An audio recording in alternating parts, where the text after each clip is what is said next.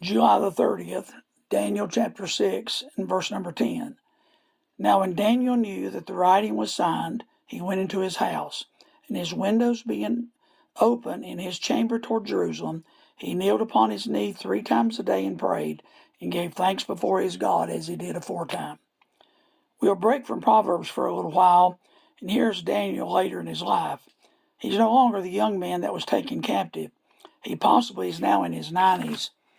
He has just received the word that it is now against the law to pray to any deity except King Darius. He's now facing the option to pray as he always have done, or to face the repercussions of a lion's den.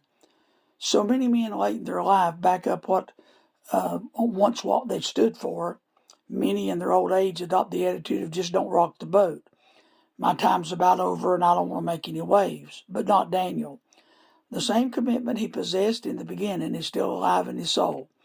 The same determination, the same convictions, the same dedication, the same zeal, the same faith, the same devotion, even the same stand on the will of God and the law of God is directing the steps of Daniel. When given a choice, he makes the same choice that he would have made nearly 70 years ago when he was taken captive as just a young boy.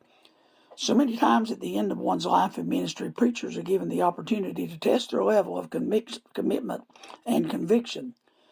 Due to circumstances that have changed or situations that they have given into, or a failure to remain faithful to the word along the way, that same preacher that once would not have even considered making a decision to compromise or bow under pressure now finds himself with no desire to stand for the former convictions. Not Daniel. Thank God for some men and women who have not compromised, but instead are still standing. My preacher and other great men today are leading the way for me to develop the same conviction and determination in my soul. Though I am 69, the choice is still the same. Whether it be 50, 60, or 70, I think I'll just go with God. Daniel did. The Bible says he did as he did aforetime.